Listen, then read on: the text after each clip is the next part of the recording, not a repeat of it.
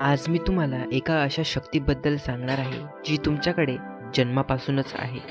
पण दुर्दैवाने आपल्यापैकी 90% लोकांना हे माहितीच नसतं, की ती शक्ती कशी वापरायची. ती शक्ती म्हणजे तुमचं माइंडसेट, तुमची विचारसारणी. आज तुम्ही जिथे आहात, यशस्वी आहात की अपयशी, आनंदी आहात की दुःखी, हे तुमच्या नशिबामुळे नाही, तर तुमच्या आजूवरच्या माइंडसेटमुळे आहे. 2 वेगवेगळी माणसं एकाच परिस्थितीत राहतात. एक रडत बसतो की माझ्यासोबत असं का होतं, आणि दुसरा विचार करतो या संकटातून मी काय शिकू शकतो. हा फरक कशाचा आहे? हा फरक आहे फक्त आणि फक्त माइंडसेटचा, तुमच्या विचारसारणीचा. आज आपण 2 प्रकारचे माइंडसेट पाहणार आहोत.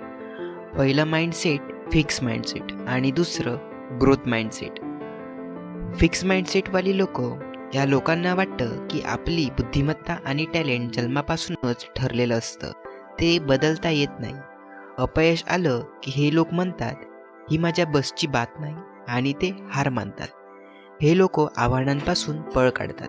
या उलट ग्रोथ माइंडसेटवाली लोक, या लोकांना विश्वास असतो की मेहनत, सराव आणि नवीन गोष्टी शिकून आपण स्वतःला बदलू शकतो. अपयश आलं की हे लोक म्हणतात मी कुठे चुकलो, मला अजून काय शिकायची गरज आहे. ही लोक आव्हानांना एक संधी मानतात. एक छोटंसं उदाहरण पाहू. जेव्हा थॉमस एडिसन बल्बचा शोध लावत होते, तेव्हा ते 1000 वेळा अपयशी ठरले. जर त्यांना फिक्स्ड माइंडसेट असतं तर ते पहिल्या 5 ते 10 प्रयत्नातच त्यांनी काम सोडून दिलं असतं आणि म्हटलं असतं बल्ब बनवणं अशक्य आहे. पण त्यांचा ग्रोथ माइंडसेट होता. त्यांनी काय म्हटलं, मी 1000 वेळा अपयशी झालो नाही, तर मी असे हजारो मार्ग शोधले जेणे बल्ब बनू शकत नाही.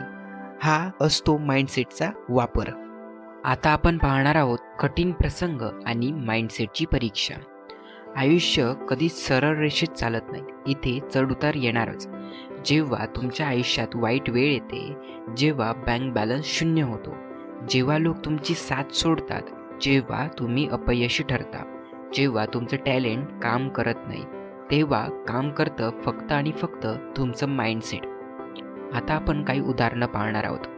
मायकल जॉर्डन, ज्यांना हायस्कूलमध्ये बास्केटबॉल टीममधून काढण्यात आले होते कारण त्यांची उंची कमी होती.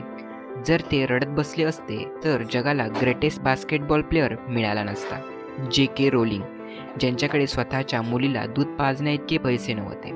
घटस्फोट झाला होता, डिप्रेशनमध्ये होत्या. त्यांच्या हॅरी पॉटर पुस्तकाला 12 पब्लिशिंग हाऊसने नकार दिला. पण त्यांचं माइंडसेट खंबीर होतं. आज त्या जगातल्या सर्वात यशस्वी लेखिका आहेत. तुम्हाला काय वाटतं, या लोकांकडे जादू होती? नाही, त्यांच्याकडे होती एक गोष्ट, मी जिंकणार म्हणजे जिंकणार, हा अजरामर माइंडसेट. आता आपण पाहणार आहोत तुमचं माइंडसेट कसं बदलायचं. आता प्रश्न येतो, जर आपलं माइंडसेट नकारात्मक किंवा फिक्स असेल तर तो बदलायचा कसा? यासाठी मी तुम्हाला सोप्या 3 स्टेप्स सांगणार आहे. स्टेप 1, आपला वाय स्पष्ट करा. तुम्हाला आयुष्यात काय करायचे आहे आणि ते का करायचे आहे हे आधी निश्चित करा. तुमचा वाय जेवढा मजबूत असेल तेवढं तुमचं माइंडसेट खंबीर होईल. स्टेप 2, शब्दांची भाषा बदला. स्वतःशी बोलताना कधीही मला हे जमणार नाही असं म्हणू नका. त्याऐवजी म्हणा मला हे सध्या जमत नाहीये, पण मी हे शिकून नक्की करेन. तुमचं सबकॉन्शियस माइंड तुम्ही जे सांगता त्याला सपोर्ट करतं. स्टेप 3, संगत बदला. जे लोक सतत रडत असतात, तक्रारी करतात, त्यांच्यापासून दूर राहा. ज्यांच्याकडे माइंडसेट पॉझिटिव्ह असतं, जे स्वप्न बघतात आणि त्याच्यासाठी मेहनत करतात, अशा लोकांसोबत राहा. शेवट मित्रांनो, आज या क्षणापासून स्वतःला एक वचन द्या. परिस्थिती कशी असो, तुम्ही परिस्थितीचे गुलाम बनणार नाहीत, तर ती परिस्थितीवरती मात करणारे राजा बना.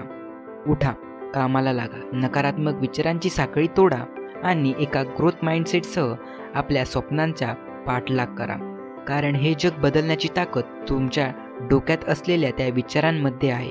धन्यवाद.